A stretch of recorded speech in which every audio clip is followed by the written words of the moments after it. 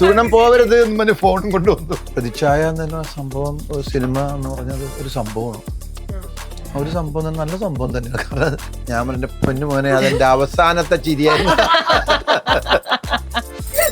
തമാശ പറഞ്ഞാൽ ഇത് വളരെ ഡിഫറൻ്റ് ആയിട്ടുള്ള ഒരു ക്യാരക്ടറാണ്. ഞാൻ ഇതുപോലത്തെ ഒരു ക്യാരക്ടർ ഇതിനു മുമ്പ് പൊളിറ്റീഷ്യനായിട്ട് ചെയ്തിട്ടില്ല. അപ്പോൾ പ്രതിച്ഛായ മൂവിയുടെ വിശേഷങ്ങളൊക്കെ ആയിട്ട് എൻ്റെ കൂടെ ഉള്ളത് ഹരിശ്രീ അശോകൻ ചേട്ടൻ, അതുപോലെ തന്നെ നീതു ചേച്ചി. നമസ്കാരം. ഹായ്. പ്രതിച്ഛായ എന്ന് പറഞ്ഞിട്ടുള്ള ടൈറ്റില്, ഈ ഒരു ടൈറ്റില് നിങ്ങളുടെ ലൈഫിലേക്ക് എടുക്കുകയാണെങ്കിൽ പ്രതിച്ഛായ കൂട്ടാൻ വേണ്ടി ചെയ്ത എന്തെങ്കിലും കാര്യമുണ്ടോ? പ്രതിച്ഛായ കൂട്ടാൻ വേണ്ടി എന്നും പറഞ്ഞ് ചെയ്തിട്ടില്ല. നമ്മൾ ചെയ്ത് വരുന്നതിൽ പ്രതിച്ഛായ കൂടിയിട്ടുണ്ട്. നീതു ചേച്ചിയോ? അങ്ങനെയൊന്നുമില്ലടാ, ബിഗിനിങ് സ്റ്റേജിലൊക്കെ നമ്മൾ എന്ത് ചെയ്യേണ്ട പ്രതിച്ഛായ ഇനി കൂട്ടും. അപ്പോ നിവിൻ പോളിന്റെ കൂടെ ഉള്ള ഒരു എക്സ്പീരിയൻസ് എങ്ങനെയായിരുന്നു മൊത്തത്തില്? ഭയങ്കര നല്ലതായിരുന്നു. ഞാൻ പ്രതീക്ഷിച്ചു പോയത് ഒരു സ്റ്റാറിനെയാ. അപ്പൊ ഞാൻ പറഞ്ഞിട്ടുണ്ടായിരുന്നു ആ സ്റ്റാറും നമുക്ക് ഒരിക്കലും ഫീൽ ചെയ്യില്ല ചേട്ടൻ്റെ കൂടെ വർക്ക് ചെയ്യുമ്പോൾ. എനിക്ക് തോന്നുന്നു ഇവരാരും, അതിപ്പോ അശോകൻ സാർ ആവട്ടെ, രാജുചേട്ടനാവട്ടെ, വേറെ ഒരാളെയും നമുക്ക് തോന്നില്ല നമ്മൾ ഈ കാണുന്ന സ്റ്റാർ ലെജൻഡ്സ് പദവിയിലുള്ള ആളുകളാണ് നമ്മളെ കൂടെ നിൽക്കുന്ന സമയത്ത് എന്നുള്ളത്. ഇപ്പൊ നീ വന്നപ്പോ തന്നെ തോന്നിക്കാണല്ലോ.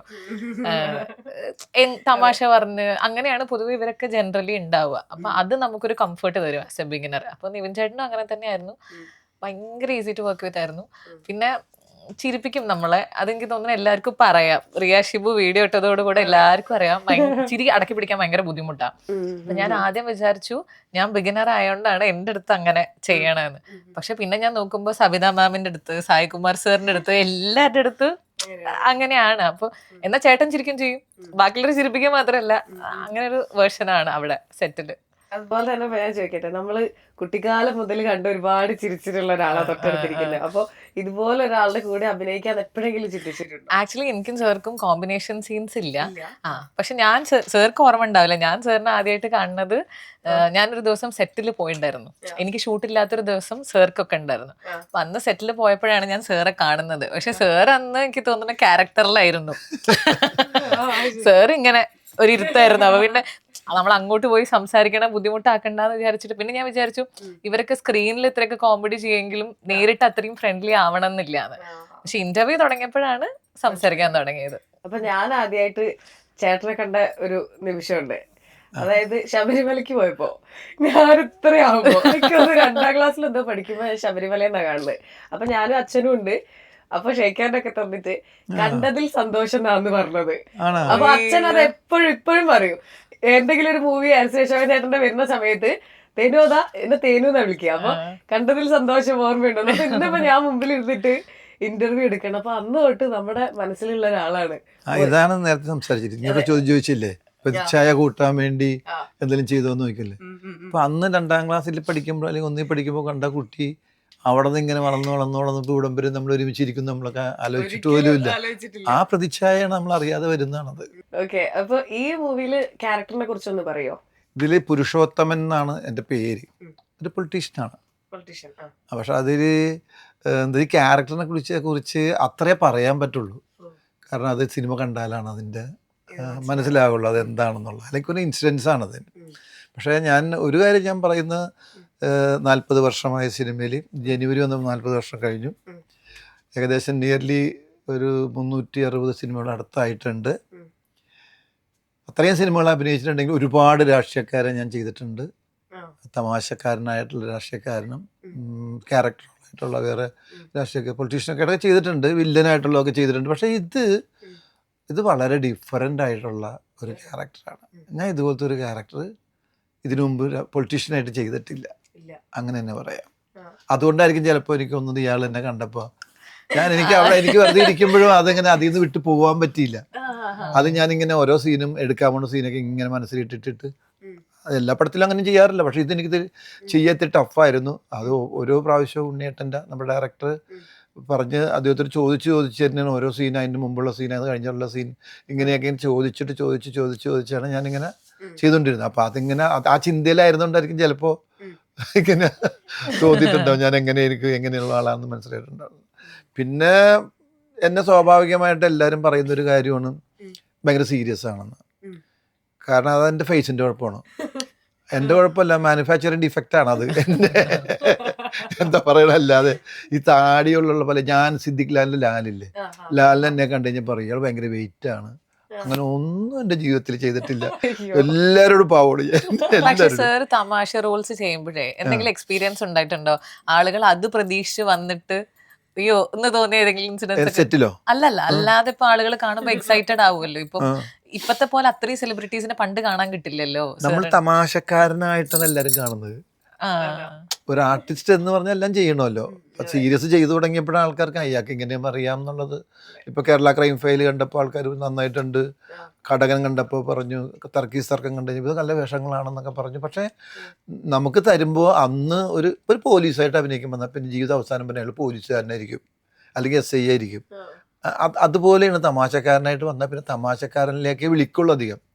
പിന്നെ ഒരു ക്യാരക്ടർ റോൾ ചെയ്ത് കഴിഞ്ഞാൽ ഇവരിതും ചെയ്യുമോ, ചിലർ ധൈര്യപൂർവ്വം. ഇപ്പോൾ രഞ്ജിയേട്ടനൊക്കെ, ഡയറക്ടർ രഞ്ജിയേട്ടനൊക്കെ നമുക്ക് വളരെ ഡിഫറെൻ്റ് ആയിട്ടുള്ള വേഷം തന്നിട്ടുണ്ട്. അപ്പോൾ അത് അവരുടെ കണ്ടെത്തലുകളാണ്. അപ്പോൾ എല്ലാവരും വിചാരിക്കണത് ഇയാൾ വലിയ തമാശ പറഞ്ഞിട്ട് ഇയാൾ ഭയങ്കര സീരിയസ് ആയിട്ടിരിക്കണം, അങ്ങനെ വെറുതെ ചിരിച്ചോണ്ടിരിക്കാൻ പറ്റുമോ? എന്നോട് എൻ്റെ മോൻ പറഞ്ഞ, ഞാൻ സ്റ്റേജിൽ പറഞ്ഞിട്ടുള്ളതാണ്, അച്ഛൻ്റെ ഫേസ് ഭയങ്കര സീരിയസ് ആണ്. അപ്പോൾ ഒരു ദിവസം ഞാൻ രാവിലെ ഒരു ഫംഗ്ഷന് പോകാൻ വേണ്ടി ഇറങ്ങിയപ്പോൾ മോൻ ചോദിച്ചു എവിടെ പോവാ? ഭയങ്കര ഫ്രണ്ട്ലിയാണ് ഞങ്ങൾ വീട്ടിലെല്ലാവരും. ഞാൻ ഒരു പരിപാടി ഉണ്ട്, ഇങ്ങനെ ഒരു പരിപാടിക്ക് പോവുകയാണ്. ഓക്കെ, അതെ. സ്റ്റേജിൽ ചെന്നിരിക്കുമ്പോൾ കുറച്ച് ചിരിച്ചോണ്ടൊക്കെ ഇരിക്കട്ടെ. അപ്പോൾ ഞാൻ വെറുതെ ഇരുന്ന് ചിരിക്കണേ, വെറുതെ ഇരുന്ന് ചിരിക്കണ്ട, കുറച്ച് ചിരിച്ച പോലെയൊക്കെ ഒന്ന് മുഖം. എനിക്ക് പറ്റില്ലത്, കാരണം ഞാൻ വെറുതെ ഇരുന്നിട്ട് ഇങ്ങനെ ചിരിച്ചപ്പോൾ ആൾക്കാർ വിചാരിക്കും എനിക്ക് ഭ്രാന്താണ്. അപ്പം അവൻ പറഞ്ഞ് ഞാൻ എങ്ങനെ ചിരിക്കണമെന്നാണ് നീ പറയണം? അച്ഛൻ്റെ അമ്മയുടെ കല്യാണ ഫോട്ടോ കണ്ട, അപ്പോൾ അവിടെ ഒരു ഫോട്ടോ ഇരിപ്പുണ്ടായി, അത് രണ്ടുപേരും ചിരിച്ചോണ്ടിരിക്കണണ്ട, അതിൽ ചിരിച്ചേക്കണ ചിരിച്ചാൽ മതി. ഞാൻ പറഞ്ഞ പൊന്നു മോനെ അതെന്റെ അവസാനത്തെ ചിരിയായിരുന്നു. തമാശ പറഞ്ഞാണ്, പക്ഷെ എന്നും വീട്ടിൽ ചിരിയായിരിക്കും. കാരണം ഇന്ന് രാവിലെ ഞാൻ എന്തോ ഇത് കഴിഞ്ഞിട്ട് ബ്രേക്ക്ഫാസ്റ്റ് രാവിലെ കഴിക്കാം. അമ്പലത്തിൽ പോകണമെങ്കിൽ ഞാൻ ബ്രേക്ക്ഫാസ്റ്റ് കഴിച്ചിട്ടേ പോവുള്ളൂ, അല്ലെ പോവില്ല. ടൈം ബ്രേക്ക്ഫാസ്റ്റ് കറക്റ്റാണ്. അപ്പം ഞാൻ ബ്രേക്ക്ഫാസ്റ്റ് കഴിഞ്ഞ് ഇറങ്ങിയിട്ട് ഞാൻ വണ്ടി വന്ന് ക്യാമറ കണ്ടു, കൊണ്ടുപോകാൻ വണ്ടി വന്നിട്ടുണ്ട്. എൻ്റെ വണ്ടിയിൽ നിന്ന് വൈഫ് കൊണ്ടുപോകും. അയ്യോ റെഡി ആയെന്ന് പറഞ്ഞാൽ ഞാൻ അങ്ങനെ ഇങ്ങനെ എടുത്തെടുത്ത് അപ്പം ഞാൻ പെട്ടെന്ന് ഇങ്ങനെ കണ്ണട എടുത്ത് വെച്ച് അതെടുത്ത് വെച്ച് അപ്പം പിന്നെ പുറകിൽ നിന്ന് വിളിയൊന്ന് എന്താണ് സുഗുണൻ പോകരുത്, എൻ്റെ വൈഫ് സുഗുണൻ പോകരുത് എന്ന് പറഞ്ഞ് ഫോണും കൊണ്ടുവന്നു, എടുക്കാൻ മറന്നുപോയി. അപ്പം ഇതൊക്കെ മിക്സാണ്. ഞങ്ങൾ സിനിമയിലെ ഡയലോഗ് കളക്ട് ആയിരിക്കും.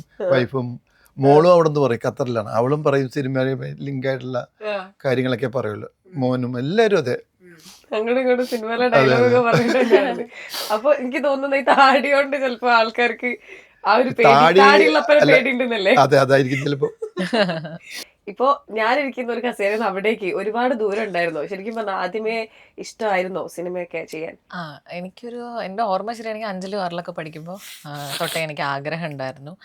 അപ്പൊ ഞാൻ ഇതേപോലെ എനിക്ക് എന്നും രാവിലെ അമ്പലത്തിൽ പോണൊരു ശീലം ഉണ്ടായിരുന്നു നാട്ടിലുള്ളപ്പോൾ. അപ്പോൾ എന്നും രാവിലെ പോകുന്ന സമയത്ത് ഒരു 2 അമ്പലം കഴിഞ്ഞ് 3ാമത്തെ ഒരു അമ്പലം കുറച്ച് ദൂരെയാണ്. അപ്പൊ അതിലേക്ക് നടക്കുന്ന വഴിയിലെ വാളിലാണ് ഈ പോസ്റ്റേഴ്സ് ഒട്ടിക്കുക. അപ്പൊ അന്ന് നമുക്ക് ഫോണില്ല, ഇതൊന്നും കാണാനുള്ള ഓപ്ഷൻസ് ഒന്നും ഇല്ലല്ലോ. അപ്പൊ സിനിമ പോസ്റ്റേഴ്സ് അവിടെയാ വരിക. അപ്പൊ ആ പോസ്റ്റേഴ്സ് കണ്ടപ്പോ അപ്പൊ അന്ന് ഞാൻ ഡാൻസ് ചെയ്യുന്ന ആളായിരുന്നു, ഡാൻസ് പഠിക്കുന്നുണ്ടായിരുന്നു. അപ്പൊ പൊതുവേ ഡാൻസേഴ്സിന് വിസിബിലിറ്റി ഇഷ്ടമാണ്, നമുക്ക് സ്ക്രീനിൽ കാണാൻ ഇഷ്ടമാണ്. അപ്പൊ അങ്ങനെ ഒരു ആഗ്രഹം അന്നേ വന്നിട്ടുണ്ടായിരുന്നു. പിന്നെ ചോദിച്ചത് എൻ്റെ ഫസ്റ്റ് മീഡിയ ജോബ് മിർച്ചിയിലായിരുന്നു. എൻ്റെ ഫസ്റ്റ് മീഡിയ ഇന്റർവ്യൂ മിർച്ചിയിലായിരുന്നു. ഞാൻ 2019 ഇന്റർവ്യൂ കൊടുക്കണേ. പക്ഷെ ഞാനിവിടെ വോയിസ് ആർട്ടിസ്റ്റ് ആയിട്ട് ചേരുന്നത് എനിക്ക് തോന്നുന്നു 2022 ഫെബ് 22. ഞാൻ ഡേറ്റ് ഓർത്ത് വെക്കണ ആളാണ് കേട്ടോ, എനിക്ക് നല്ല ഓർമ്മയുണ്ട്. അങ്ങനെ ഒരു ഡേറ്റിലായിരുന്നു വന്നിട്ടുണ്ടായിരുന്നത്. അപ്പോൾ കൺഫ്യൂസ്ഡ് ആയിരുന്നു എപ്പോഴും. കൺഫ്യൂസ്ഡ് എന്ന് പറഞ്ഞു കഴിഞ്ഞാൽ ഈ ഒരു പ്രൊഫഷൻ എപ്പോഴും ഒരു അൺസ്റ്റേബിൾ പ്രൊഫഷൻ ആണല്ലോ. അപ്പൊ നമ്മൾ ഇതങ്ങോട്ട് ചൂസ് ചെയ്യുമ്പോൾ നമുക്ക് അസാധ്യ ധൈര്യം വേണം. ആ ഒരു ധൈര്യം സംഭരിക്കാൻ കുറച്ച് സമയം എടുത്തു. പക്ഷെ വൺസ് അത് തുടങ്ങിയതിന് ശേഷം ഭയങ്കര ചെറിയ ചെറിയ സ്റ്റെപ്സ് ആയിരുന്നു എൻ്റെ എല്ലാം. വളരെ ചെറിയ സ്റ്റെപ്സ് എടുത്തിട്ടാണ് ഇത് സംഭവിച്ചത്. അപ്പോ അതായത് ഇപ്പോ ഇന്റർവ്യൂ ചെയ്യുന്ന സമയത്ത് വീഡിയോസിലൊക്കെ കണ്ട് ഈ കുട്ടി കൊള്ളാം അങ്ങനെ പറഞ്ഞിട്ടാണ്. അപ്പൊ ആദ്യമേ ആഗ്രഹം ഉള്ളതുകൊണ്ടാണ് ഇപ്പൊ എനിക്ക് ഒരുപാട് തവണ എനിക്ക് തോന്നിയിട്ടുണ്ട്, ഇപ്പൊ നമുക്ക് ആഗ്രഹം ഉള്ളപ്പോഴും നമുക്ക് അത്രയും നമ്മൾ കോൺഫിഡൻസ് ഉണ്ടാവണമെന്നില്ല. കാരണം നമ്മളെ ചുറ്റുമുള്ള ആളുകളൊന്നും ഇത് ചെയ്ത് നമ്മൾ കണ്ടിട്ടില്ല. ഇപ്പൊ ഞാൻ മലപ്പുറമാണ് എൻ്റെ നാട്. അപ്പൊ എൻ്റെ ഒരു 10 സർക്കിളിൽ പോലും ഒരു സിനിമയിലുള്ള ഒരാളില്ല. ഞാൻ ഇങ്ങനെ വരച്ചു കഴിഞ്ഞാൽ ഒരാൾ പോലും ഇല്ല. അപ്പൊ നമ്മളിത് ഒരാൾ ചെയ്യുന്നത് കാണാത്തത് കൊണ്ട് തന്നെ നമുക്ക് ദൂരമുള്ള ആളുകൾ ചെയ്യണതാണ് നമ്മൾ എന്നും കണ്ടിട്ടുള്ളത്. അപ്പൊ അതിന്റെ ഒരു അപ്പൊ പ്രേക്ഷകര് ഇതേപോലെ കമന്റ് ചെയ്യാൻ തുടങ്ങി. ഞാൻ ഇന്റർവ്യൂ ചെയ്യാൻ തുടങ്ങിയപ്പോൾ അതായത് ഈ കുട്ടി പ്ലേസ്ഡ് ആയാൽ നല്ലതായിരിക്കും. അത് ആക്ച്വലി എന്റെ കോൺഫിഡൻസ് ബൂസ്റ്റ് ചെയ്തിട്ടുണ്ട്. ആഗ്രഹം ഉള്ളപ്പോഴും നമുക്ക് കോൺഫിഡൻസ് ഉണ്ടാവണമെന്നില്ല. സോ ആ കോൺഫിഡൻസ് ആക്ച്വലി അവരിതിനെ മനസ്സിലാക്കി തുടങ്ങിയപ്പോഴാണ് എനിക്ക് തോന്നിയത് അപ്പൊ എനിക്കും പറ്റുമായിരിക്കും. ആഗ്രഹം മാത്രമല്ല, ചെയ്യാൻ പറ്റുമായിരിക്കും എന്നുള്ളത്. പക്ഷെ അപ്പോഴും ഓഡീഷന് പോവാന്നുള്ളത് എപ്പോഴും നമുക്ക് എങ്ങനെയാണ് അപ്രോച്ച് ചെയ്യേണ്ടതെന്ന് അറിയില്ല. നമുക്ക് മെസ്സേജ് അയക്കുന്നത് അവിടെ എത്തുമോന്ന് അറിയില്ല. പക്ഷെ എന്തോ ഭാഗ്യം കൊണ്ട് ഓഡിയൻസ് സപ്പോർട്ട് കിട്ടി. പ്രേക്ഷകർ കണ്ടിട്ടാണ് സിനിമാക്കാരിലേക്ക് എൻ്റെ പ്രൊഫൈല് വരുന്നത്. എനിക്ക് വന്ന എല്ലാ ഓഡീഷൻസും ഇങ്ങോട്ട് വിളിച്ചു പോയി കൊടുത്ത ഓഡീഷൻസ് ആയിരുന്നു. അർജുന അശോക് സിനിമയിലേക്ക് വരുന്നതിന്റെ മുമ്പേ സിനിമയിൽ അഭിനയിക്കണം അങ്ങനെയുള്ള ആഗ്രഹങ്ങൾ പറയുമായിരുന്നോ, അല്ലെങ്കിൽ ഒരു അച്ഛൻ എന്നുള്ള രീതിയിൽ ഇത് കുറച്ചുകൂടി നിനക്ക് നന്നായിരിക്കും എന്ന് അങ്ങോട്ടേക്ക് പറഞ്ഞതാണോ? ഇല്ല, അവനെ ഞങ്ങൾ പഠിക്കാൻ പോകണമെന്നായിരുന്നു, പഠിക്കാൻ വിടണമെന്നായിരുന്നു എൻ്റെ വൈഫിൻ്റെയൊക്കെ ആഗ്രഹം. അപ്പോൾ ഇവന് ഡിഗ്രിയൊക്കെ എടുത്തു കഴിഞ്ഞപ്പോൾ നമ്മൾ നേരെ പഠിക്കാനുള്ള പരിപാടികളൊക്കെ നോക്കി ഇംഗ്ലണ്ടിലേക്ക് വിടാനായിട്ട് ബാക്കി കാര്യങ്ങളൊക്കെ ഞാൻ അന്വേഷിച്ച് എല്ലാം റെഡി ആയിക്കൊണ്ടിരിക്കുന്ന സമയത്താണ് ഇവൻ പെട്ടെന്ന് അമ്മയെടുത്ത് പറഞ്ഞ് എനിക്കെന്തോ നിങ്ങളെ വിട്ടു പോകാൻ തോന്നും, പറ്റണില്ല എന്ന് പറഞ്ഞു. ഒരു ഹോം സീക്വൻസ് ഭയങ്കരമാണ് രണ്ടുപേർക്കും, രണ്ടുപേർക്കും പറ്റണില്ല. അതെനിക്കും അങ്ങനെ തന്നെയാണ്. കാരണം വെച്ചാൽ വീട് വിട്ട് ഞാനിങ്ങനെ പുറത്തേക്ക് ഇറങ്ങി ഒരു 10 പ്രാവശ്യം ഏറ്റവും കുറഞ്ഞ സ്ഥാനത്ത് എത്തുന്നതിന് വരെ ഇങ്ങനെ വിളിച്ചോണ്ടിരിക്കും വൈഫിനെ, ഇടയ്ക്കിടയ്ക്ക് വെറുതെ. അപ്പോൾ അത് പറഞ്ഞ് എനിക്ക് പോകാൻ അങ്ങനെ പറ്റില്ല. അമ്മ പറ അച്ഛനോടൊന്നും പറ എനിക്ക് ഇംഗ്ലണ്ട് പോകണ്ട. എനിക്ക് ഇംഗ്ലണ്ട് പോകണ്ട വേണ്ട, നിന്റെ ഭാവി നീയാണ് തീരുമാനിക്കുന്നത്, നമുക്ക് അതിൻ്റെ പാത വെട്ടിത്തരാന്ന് മാത്രമേ ഉള്ളൂ നമുക്ക്. അങ്ങനെ കുറച്ച് തന്നെ പിന്നെ ഇവനിങ്ങനെ പിന്നെ പറഞ്ഞാൽ വെച്ചാൽ ഇവന് ഡയറക്ഷൻ പഠിക്കണം അതിൻ്റെ കൂടെ. അങ്ങനെയാണ് ഞാൻ സൗബിനോട് വിളിച്ചിട്ട് ചോദിച്ചാൽ അവനിങ്ങനെ അസിസ്റ്റന്റ് ഡയറക്ടറായിട്ട് പോകാമെന്നുള്ളൊരു ആഗ്രഹമുണ്ട്. സൗബിനായിട്ട് അത്ര കമ്പനി ആയിരുന്നു. സൗബിനോട് ചെന്ന് അവനോടൊന്ന് വിളിക്കാൻ പറ അങ്ങനെ ഞാൻ അവനെ കൊണ്ട് വിളിപ്പിച്ച് പിന്നെ സൗബിനായിട്ട് സംസാരിച്ചു. അവനിപ്പം അഭിനയിക്കട്ടെ, അസിസ്റ്റന്റ് ഡയറക്ടറൊക്കെ പിന്നെ ആവാം എന്ന് പറഞ്ഞിട്ടാണ് പറവാന്ന് തന്നെ സിനിമയിൽ അവനെ ഇന്നാണത്. ഞാൻ 8 മാസം അവരുടെ കൂടെ തന്നെ കൊച്ചിയിൽ ഇവൻ്റെ കൂടെ തന്നെ താടിയൊക്കെ വളർത്തി അങ്ങനെ അതിൽ സിനിമയിലേക്ക്. പക്ഷെ എനിക്ക് ഭയങ്കര അസാധ്യ ആക്ടറാണ് അർജുൻ ചേട്ടൻ എനിക്ക് പലപ്പോഴും തോന്നിയിട്ടുണ്ട്. കാരണം ഇപ്പൊ തലവരെയൊക്കെ കണ്ടു കഴിഞ്ഞാലേ അതിലെ റോള് അത് നമുക്കൊരിക്കലും തോന്നില്ല അത് പുള്ളി അങ്ങനെ ഭയങ്കര എഫേർട്ട് നമുക്കൊരിക്കലും കാണില്ല, ഈസി ആയിട്ട് ചെയ്യുന്ന പോലെ എനിക്ക് തോന്നിയിട്ടുണ്ട്. കോളേജിലൊക്കെ പഠിക്കുന്ന സമയത്ത് അശോകൻ ചേട്ടനാണെങ്കിൽ ഇപ്പൊ സിനിമയിലേക്ക് വരണം കോളേജ് കാലഘട്ടത്തിലില്ലേ അശോകൻ ചേട്ടന്റെ അങ്ങനെ കാലഘട്ടമേ. പത്താം ക്ലാസ് ആ സമയത്താ ഞാൻ SLC വരെ പഠിച്ചിട്ടുള്ളൂ. 10ാം ക്ലാസ് പാസ്സാണ് ഞാൻ. കോളേജിൽ പോകാൻ പറ്റിയില്ല, കാരണം വീട്ടിലെ ബുദ്ധിമുട്ട് കാരണം കോളേജിലേക്കുള്ള പോക്ക് നിന്നുപോയി. ഭയങ്കര ബുദ്ധിമുട്ടായിരുന്നു. ഞങ്ങൾ സന്തുഷ്ട കുടുംബമായിരുന്നു, അച്ഛനും അമ്മയും 10 മക്കളും. 10 മക്കളുണ്ട്. ഒന്ന് മരിച്ചുപോയി അപ്പം തന്നെ, അത് അതിൻ്റെ ഭാഗ്യം കൊണ്ട്. കാരണം അത് ജനനത്തിന് മുമ്പ് തന്നെ മരിച്ചു. കാരണം അല്ലെങ്കിൽ 9 മക്കൾ അനുഭവിച്ച പോലെ ദുരിതാതെ അനുഭവിക്കണ്ടായിരുന്നു. അങ്ങനെയുള്ളൊരു സന്തുഷ്ട കുടുംബത്തിലാണ് ജനിച്ചത്. ഇപ്പം ഞങ്ങൾക്ക് 2 കൂട്ടുകാരുണ്ടായിരുന്നു, 9 മക്കളും അച്ഛനും അമ്മയും. പിന്നെ 2 കൂട്ടുകാർ ദാരിദ്ര്യം പട്ടിണി എന്ന് പറഞ്ഞാൽ 2 കൂട്ടുകാർ വേറെ ഉണ്ടായി. അങ്ങനെയുള്ളൊരു കുടുംബത്തിലാണ് ഞങ്ങൾ ജനിച്ചു വന്നത്. പിന്നെ പഠിക്കണം വലിയ ആഗ്രഹമായിരുന്നു എനിക്ക്. 10ാം ക്ലാസ് കഴിഞ്ഞ് എനിക്ക് മൈരാസ് കോളേജിൽ പോകണം, അവിടെയാണ് നമ്മളെ കേന്ദ്രം.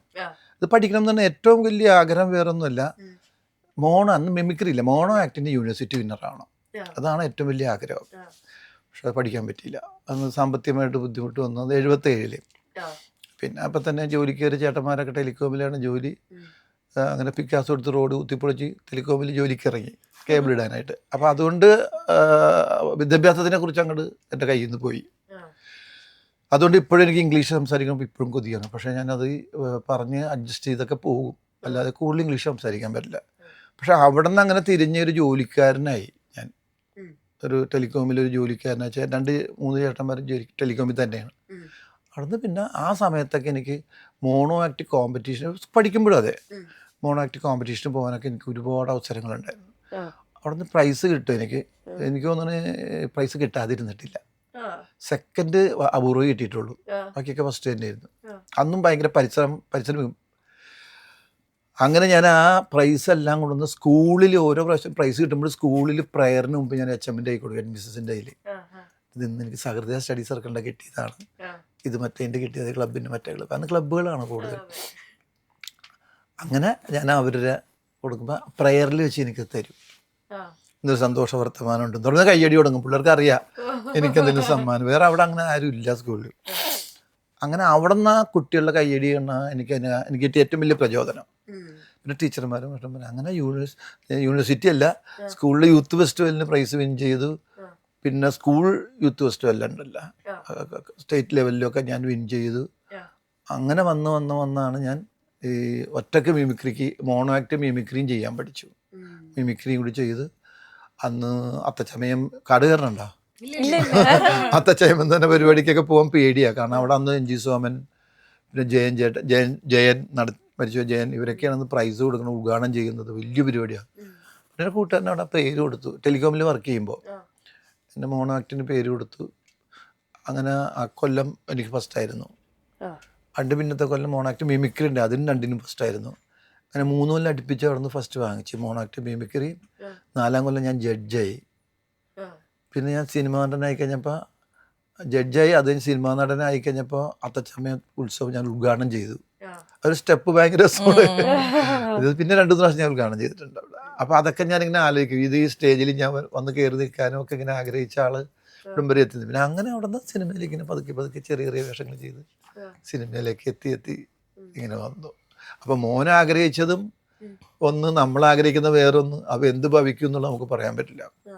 ആഗ്രഹങ്ങൾ ഒരുപാട് പേർക്കുണ്ടാവും, അങ്ങനെ സംഭവിക്കണമെന്നില്ല. പക്ഷേ ഇതെൻ്റെ ഭാഗ്യം, എനിക്ക് സിനിമ നടനാൻ പറ്റി. അവൻ്റെ ഭാഗ്യം അവൻ്റെ തലയിൽ വരച്ചാൽ അതായിരിക്കും. അപ്പൊ മോള് ഖത്തറിലാണ്. ആഗ്രഹങ്ങള് അഭിനയത്തിന്റെ മുമ്പിൽ വെച്ച് നോക്കിയാൽ എൻ്റെ മനസ്സ് പറയുന്നത്, എൻ്റെ ഒരു അഭിപ്രായം, ഞാനും മോനൊന്നും ഒന്നുമല്ല അവളുടെ മുമ്പിൽ. കാരണം അവൾ അത്യാദ്യമായിട്ട് അഭിനയിക്കും. പക്ഷെ അവള് അഭിനയിച്ചിട്ടില്ല. അഭിനയിച്ചില്ലെന്ന് പറഞ്ഞാൽ സിനിമയിൽ ഒന്നുമില്ല. നന്നായി ഡാൻസ് ചെയ്യും, ഭരതനാട്യം, കുച്ചിപ്പുടി, മോഹിനിയാട്ടം എല്ലാം ചെയ്യും. കല്യാണം കഴിഞ്ഞ് ഖത്തറിലാണ്, മരുമോനോട് വർക്ക് ചെയ്യുന്നു. അവർ ബഹറിലേക്ക് ഇപ്പോൾ പോകും. അവിടെ ഖത്തറിൽ നിന്ന് മോനുണ്ട് ഒരു കുഞ്ഞ് 7 വയസ്സുള്ള. പക്ഷെ അവളവിടെ ഡാൻസിലൊക്കെ പങ്കെടുക്കും, അങ്ങനെയുള്ളത്. പക്ഷെ അവളുടെ കലാജീവിതം അവസാനിച്ചിട്ടില്ല. അവിടെ ഇങ്ങനെ ഇപ്പോഴും ഇങ്ങനെ എന്തെങ്കിലുമൊക്കെ ചെയ്യണമെന്നുള്ളതിൽ നിൽക്കുന്നുണ്ട്. നന്നായിട്ട് പാടുകയും ചെയ്യും. നീതു ചേച്ചി ഇപ്പോ ക്യാമറ മുന്നിൽ ഇപ്പൊ സിനിമയുടെ കേട്ടോ ഞാൻ പറയണത്, അല്ലാതെ ഇപ്പൊ മിർച്ചിയുടെ ഒരു ആൽബം ഒക്കെ അന്ന് ചെയ്ത് ഞാൻ കണ്ടിട്ടുണ്ടായിരുന്നു, അത് നന്നായിരുന്നു. അപ്പൊ ഈ ക്യാമറ ആദ്യമായിട്ട് സിനിമയുടെ ക്യാമറയുടെ മുമ്പിൽ നിന്ന് ഫസ്റ്റ് ഷോട്ട് ചെയ്തത് ഇപ്പോഴും ഓർക്കുന്നുണ്ട്. അതായത് അത് വെരി റീസെന്റ് അല്ലേ, സാറോടൊക്കെ ചോദിച്ചാൽ ചിലപ്പോ ഓർമ്മ ഉണ്ടാവില്ല. അതായത് ആ ഒരു സീൻ എങ്ങനെയാ ചെയ്യേണ്ടത്, അങ്ങനെ ആ ഒരു ഫസ്റ്റ് എക്സ്പീരിയൻസിൽ ഏറ്റവും ആദ്യത്തെ ഷോട്ടിനെ കുറിച്ചാണ് ഞാൻ പറയുന്നത്. ഒന്ന് പറയൂ അതിനെ കുറിച്ച്. ഞാൻ ആക്ച്വലി വിചാരിച്ചത് ഷൂട്ട് തുടങ്ങുന്ന ദിവസം ചിലപ്പോ എന്നെ സാർ ചെയ്യിപ്പിക്കില്ല. കാരണം ഞാൻ മറ്റേ നയൻതാര മാമിന്റെ ഒക്കെ പറയണ കേട്ടിട്ടുണ്ട്, 2-3 ദിവസം അവിടെ സെറ്റിൽ ഇരുത്തി സെറ്റ് കംഫർട്ടബിൾ ആക്കി. അപ്പൊ ഞാൻ അത് പ്രതീക്ഷിച്ചിട്ടാണ് പോണത്. ഞാൻ വിചാരിച്ചു എന്റെ ഒരു 2-3 ദിവസമൊക്കെ സാർ അവിടെ ചില്ല് ചെയ്ത് ഇരുത്തിയിട്ടൊക്കെ ആയിരിക്കുന്നു. പക്ഷെ എനിക്ക് ഫസ്റ്റ് ഡേ ഷോട്ട് ഉണ്ടായിരുന്നു. ഷൂട്ട് തുടങ്ങുന്ന ദിവസം ഷോട്ട് ഉണ്ടായിരുന്നു. സെപ്റ്റംബർ 11th ആണ് നമ്മള് ഷൂട്ട് സ്റ്റാർട്ട് ചെയ്തത് 2025. അപ്പൊ എന്റെ ഫസ്റ്റ് ഷോട്ട് വരുന്നത് എന്റെ ബാക്ക് ഓഫ് ദ ഹെഡ് ആണ്. ബാലേന്ദ്രൻ സാറാണ് ഓപ്പോസിറ്റ് നിന്നുണ്ടായിരുന്നത്, സവിതാ മാം ആയിരുന്നു സൈഡിലുണ്ടായിരുന്നത്. അപ്പൊ അതെനിക്ക് ഭയങ്കര ബ്ലെസ്സിങ് ആയി തോന്നിയിട്ടുണ്ടായിരുന്നു. കാരണം ശോഭന മാം പോലത്തെ, ലിസി മാം പോലത്തെ ഒരുപാട് ആർട്ടിസ്റ്റുകളെ കൊടുത്തിട്ടുള്ള സാറാണ് ബാലേന്ദ്രൻ സാറ്. സാറിന്റെ കൂടെയായിരുന്നു എന്റെ ഫസ്റ്റ് ഷോട്ട് ഉണ്ടായിരുന്നത്. പിന്നെ എവറി ടൈം എനിക്ക് ഉണ്ണി സാറ് പോയിട്ട് ആരുടെ അടുത്തെങ്കിലും ഞാൻ ഇൻട്രൊഡ്യൂസ് ചെയ്ത കുട്ടിയാന്ന് പറയുമ്പോൾ ഇങ്ങനെ എൻ്റെ ഉള്ളിലൊരു സന്തോഷവും അഭിമാനവും എല്ലാം കൂടെ എപ്പോഴും വരാറ്. അപ്പൊ ഐ സ്റ്റിൽ റിമെമ്പർ ഷോട്ടിന്റെ മുന്നേ ബാലേന്ദ്രൻ സാറിന്റെ അടുത്ത് പോയി പരിചയപ്പെടുത്തി, സാർ ഞാൻ പരിചയപ്പെടുത്തുന്ന ഒരു കുട്ടിയാണ് എന്ന് പറഞ്ഞിട്ട്, എന്നിട്ടാണ് ഷോട്ട് തുടങ്ങുന്നത്. നന്നായി ചെയ്തിട്ടുണ്ട്. ഞാൻ പറഞ്ഞില്ല, ഞാൻ കണ്ടു കുറെ. Thank you. ഞാൻ ഡബ് ചെയ്യാൻ പോയപ്പോൾ കുറെ കണ്ടു. ഞാൻ വെറുതെ ഒരു കറക്ഷൻ ഉണ്ടായിരുന്നു, ഡബിന് ശേഷം കുറച്ച് കറക്ഷൻസ് ഒക്കെ ഉണ്ടായിരുന്നു. അപ്പം ഞാൻ വെറുതെ സ്റ്റുഡിയോയിൽ വന്നിട്ട് കുറച്ച് ഇങ്ങനെ കണ്ടപ്പോൾ ഞാൻ ശ്രദ്ധിച്ചു, നന്നായി ചെയ്തിട്ടുണ്ട്. ഞാൻ ഇയാളെന്നല്ല, ഇപ്പം എനിക്കങ്ങനെ ഭയങ്കര റെയറായിട്ട് തോന്നിയേക്കുന്ന ചില സിനിമ, അതിലൊന്നാണിത്, ഈ സിനിമ. കാരണം എല്ലാവരും ഗംഭീരമായിട്ട് അഭിനയിച്ചാണ്. എല്ലാവരും ചെറിയ വേഷം ചെയ്തേക്കണ ഒരു ഗ്രൂപ്പൊക്കെ ഉണ്ട്. ഗ്രൂപ്പിൽ തന്നെ ഞങ്ങളുടെ ഈ മറ്റേ ഈ പാർട്ടിക്കാരുടെ കുറേ പ്രവർത്തകരെന്ന് പറഞ്ഞിട്ട് ഡയലോഗ് പറഞ്ഞേക്കണവരൊക്കെ ഉണ്ട്. അവരൊക്കെ ചില പ്രായമുള്ളവരും അല്ലാത്തവരൊക്കെ നല്ല രസം. എനിക്കൊന്നും അവരൊക്കെ പക്ക രാഷ്ട്രീയക്കാർ തന്നെ ആയിരുന്നു എന്നൊക്കെ ഒരു സംശയം തോന്നിപ്പോയി. അതുപോലെ അവർ അഭിനയിച്ചിട്ട് എല്ലാവരും. പിന്നെ സിനിമയ്ക്കും വേറെ എന്തൊരു വൈബാണ്. ഞാൻ പറഞ്ഞില്ലേ, ഇതുപോലെ സിനിമ ഞാൻ ഇതൊരു ക്യാരക്ടർ ചെയ്തിട്ടില്ല എന്ന് പറഞ്ഞില്ലേ. ഇത് ഇപ്പം മേനോൻ സാറാണെങ്കിൽ മേനോൻ സാറ് അതുപോലത്തെ ഒരു വേഷം ചെയ്തിട്ടേ ഇല്ല കേട്ടോ. അതുപോലെ നിവിൻ പൊളിച്ചടിക്കിട്ടുണ്ട്. നിവിൻ അസലാണ് ഇതിൽ. കാരണം നിവിൻ ചെയ്തേക്കുന്ന പടങ്ങൾ ഒന്ന് എടുത്ത് നോക്കിയിട്ടുണ്ടെങ്കിൽ ഉണ്ടല്ലേ ഇതുപോലൊരു വേഷം അയാൾ ചെയ്തിട്ടുണ്ടാവില്ല. വളരെ വളരെ ബന്ധപ്പെട്ട് നമ്മളിങ്ങനെ കൂടിയിരിക്കാന്ന് സംസാരിക്കുന്നത് പെട്ടെന്ന് മാജിക്ക് പോലെ ആള് ഒക്കെ ഷോർട്ട് ആക്ഷൻ പറഞ്ഞു കഴിഞ്ഞാൽ വേറൊരാളാവും. അത് ഭയങ്കര രസമാണത്. അതുപോലെ പടത്തിലും ഭയങ്കരമായിട്ട് അത് മെയിൻറ്റെയിൻ ചെയ്തിട്ടുണ്ട് എല്ലാ ആർട്ടിസ്റ്റും. എല്ലാവരും വളരെ ഒരാളെ നമുക്ക് എന്താ സായികുമാർ അല്ലേ, സായിയൊക്കെ എല്ലാ ആർട്ടിസ്റ്റും എവറിത്തിങ് എല്ലാവരും ഗംഭീരമായിട്ട്, മണിമ്പള രാജു, പിന്നെ ഷറഫുദ്ദീൻ ഗംഭീര വേഷം. അതെ, ആ വാക്ക് തന്നെ ഉണ്ടല്ലോ ട്രെയിലറിൽ ഷറഫൊക്കെ അങ്ങനെ നടന്നു വരുന്നത്.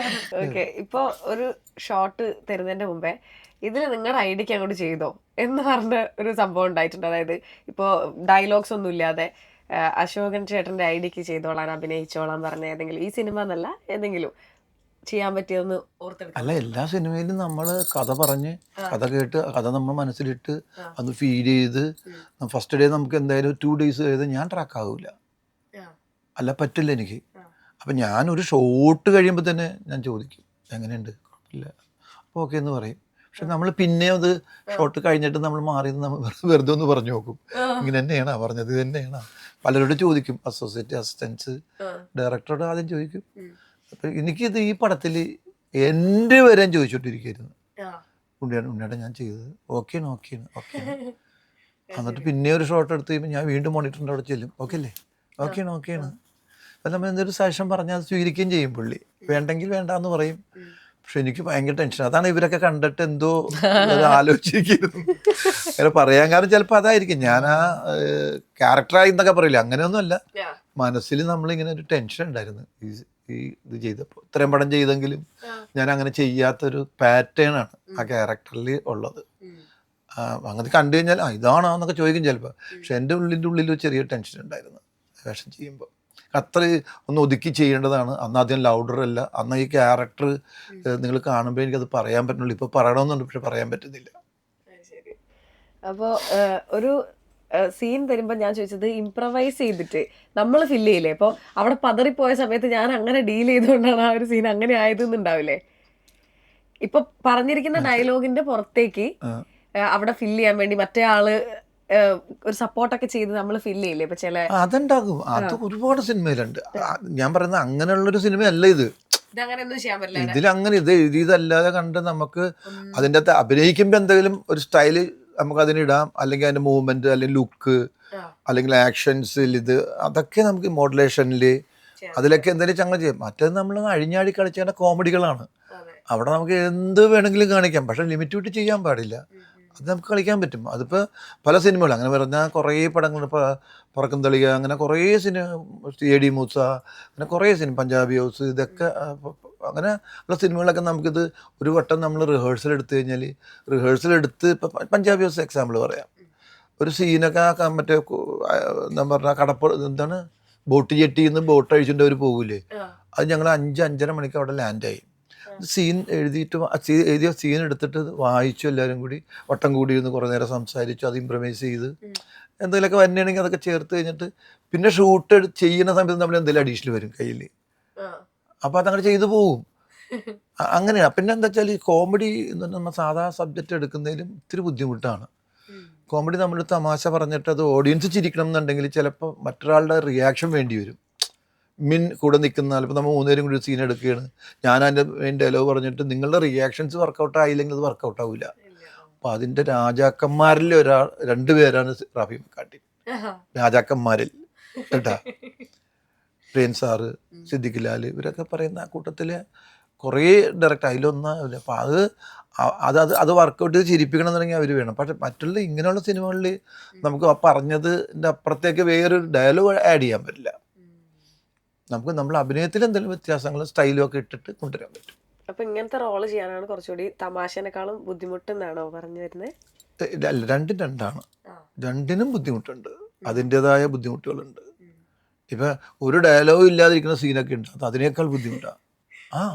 അവിടെ നമുക്ക് ഡയലോഗ് ഇല്ലാന്ന് പറഞ്ഞാൽ നമ്മളിതെല്ലാം ശ്രദ്ധിക്കാൻ വേണം, നമ്മൾ റിയാക്ട് ചെയ്യണം വേണം. എന്നൊന്ന് വെറുതെ ഒന്ന് തലാട്ടണ കാര്യമല്ല പറഞ്ഞ, അത് ഭയങ്കര ഓക്വേർഡുമാണ്. നമ്മൾ ഇതിലൊക്കെ അറിയപ്പെട്ട നമ്മുടെ ഷോട്ടുകളും അവർ ആഡ് ചെയ്യണം അതിൽ. അത് എല്ലാം അഭിനയം എന്ന് പറഞ്ഞാൽ ശരിക്കും നല്ല ബുദ്ധിമുട്ടാണ്. പിന്നെ കോമഡി നമ്മൾ ചെയ്തിട്ട് ആൾക്കാർ ചിരിച്ചില്ലെങ്കിൽ ആ ചെയ്യിപ്പിക്കുന്ന അത് ചെയ്തവൻ പറയാൻ 0 ആയി പോകും. ഞാനൊരു തമാശ പറഞ്ഞ് നിങ്ങൾ ചിരിച്ചില്ലെങ്കിൽ ആ പറയുന്ന ആൾ വെറും 0 ആയിരിക്കും. അപ്പം അത് പറയുന്ന രീതി പറയാൻ പറ്റിയതാണോ ഇവിടെ, പിന്നെ ഇതിൽ കോമഡി ഉണ്ടോ, ഇത്രയും കാര്യങ്ങൾ സെക്കൻഡ്സിൽ ആലോചിച്ചിട്ട് വേണം പറയാൻ ഒരു പൊതുസ്ഥലത്ത്. ശരി. ഓക്കെ. അപ്പൊ നീതി ചേച്ചി ഇപ്പോ സിനിമ നമ്മൾ കുറച്ച് മുമ്പേക്ക് സിനിമ കാണുന്ന സമയത്ത് ഈ ഒരു ക്യാരക്ടർ എനിക്ക് ചെയ്യാൻ പറ്റിയിരുന്നെങ്കിൽ എന്ന് തോന്നുന്ന ആരെങ്കിലും ചെയ്ത ഒരു ക്യാരക്ടർ, അതിപ്പോ ലീഡ് ആയിട്ടൊരു നായിക എന്നുള്ളതല്ലാതെയോ കുറച്ച് പെർഫോം ചെയ്യാൻ പറ്റിയ എനിക്ക് ചെയ്യായിരുന്നു എന്ന് തോന്നിയത് റോളുണ്ടോ? അയ്യോ, അങ്ങനെ സ്പെസിഫൈ ചെയ്ത് പറയാൻ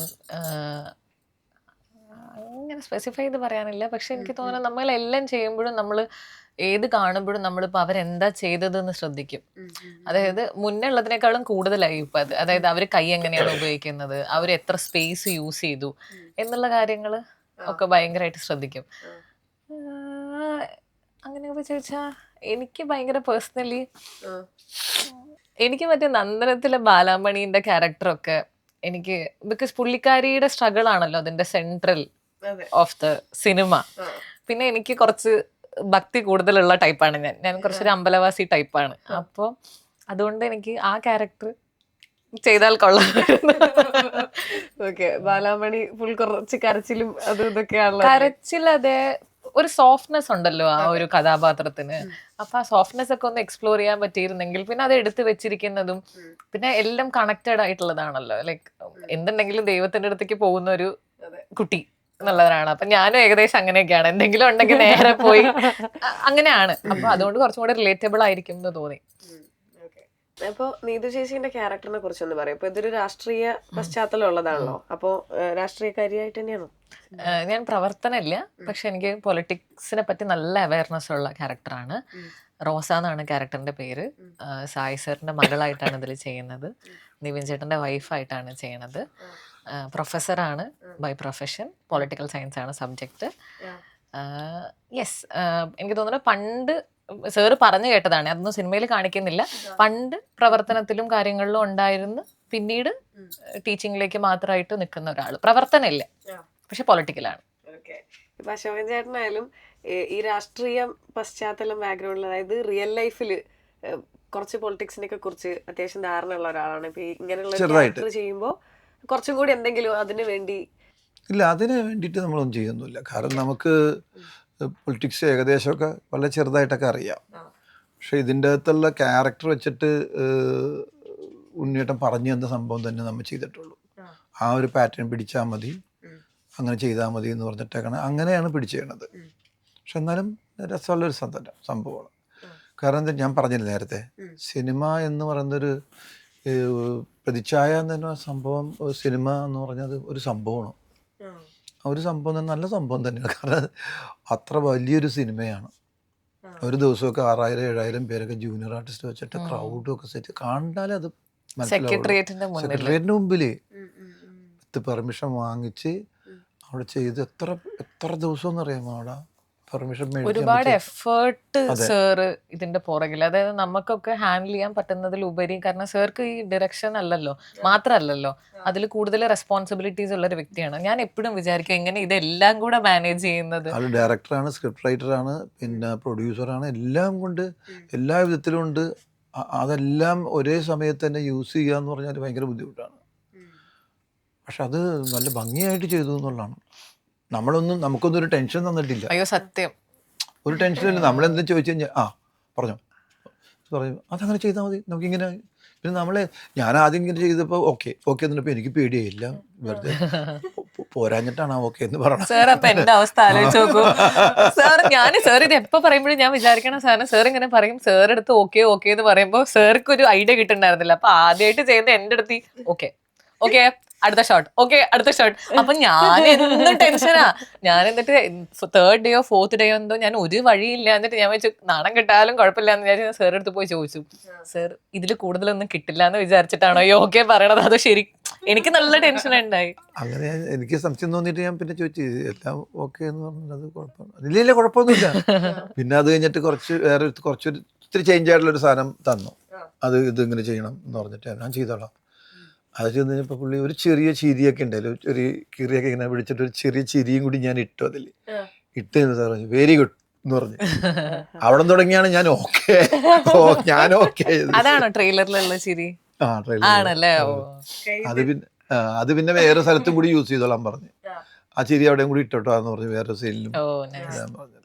പിന്നെ അത് നോട്ടീസ് ചെയ്യുന്ന രീതിയിലേക്ക് ആക്കി. ആ കാരണം നമ്മളെന്തെങ്കിലും കാണിച്ചാൽ ഇങ്ങനത്തെ ചെയ്യാത്തൊരു ക്യാരക്ടർ ഒക്കെ ചെയ്ത ക്യാരക്ടർ തന്നെ പൊളിറ്റീഷ്യൻ വേറൊരു പാറ്റേണിൽ ചെയ്യാൻ നേരത്ത് ഓവറാവോ അല്ലെങ്കിൽ അത് ഇതായി പോകുമെന്നൊരു പേടിച്ചിട്ടാണ് നമ്മൾ ഒന്നും ചെയ്തത്. അതൊരു സെക്കൻഡ് കഴിഞ്ഞപ്പോൾ നമുക്ക് ഫ്രീഡം കിട്ടി, കുറച്ചും കൂടി ഫ്രീ ആയി കഴിഞ്ഞാൽ പിന്നെ നമ്മൾ ഇങ്ങനെ ചെയ്യട്ടെ എന്ന് ചോദിച്ച് നമ്മൾ ചിലപ്പോൾ ഒന്ന് എങ്ങനെയാണെന്നൊക്കെ പറയാൻ നേരത്ത് പുള്ളി പറയും ആ ചെയ്തോ അങ്ങനെ ചെയ്തോ.